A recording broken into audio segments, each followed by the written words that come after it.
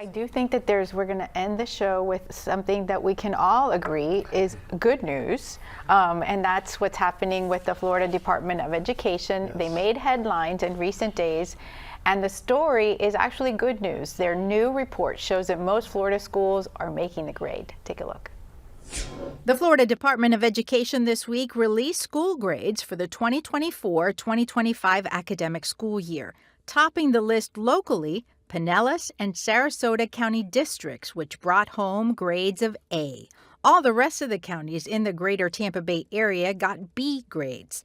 Overall, 28 school districts in the state received an A grade, 31 received a B grade, and 8 districts received a C. No school districts received a D or an F in the report.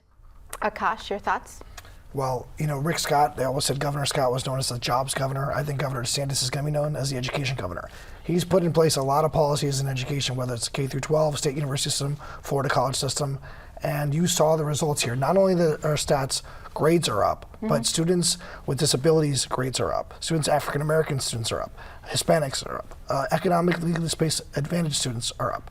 So what I was, a lot of pushback initially when he became governor on some of these education policies, but we're seeing the results, and I think the first thing people do when they relocate here is they ask how the school system is. Patrick, do you think this is good news for teachers? Well, first of all, I think the governor's a disaster when it comes to public education, and I completely disagree with that. I am happy for any good news for public education.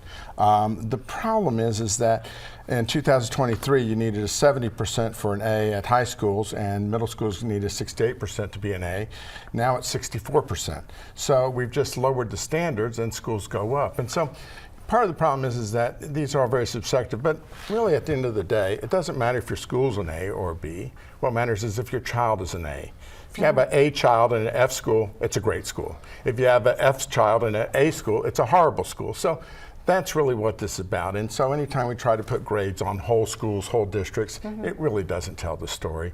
What tells the story is how individual parents feel about their public school experience, and that's what we should be striving for, to make each one of them happy.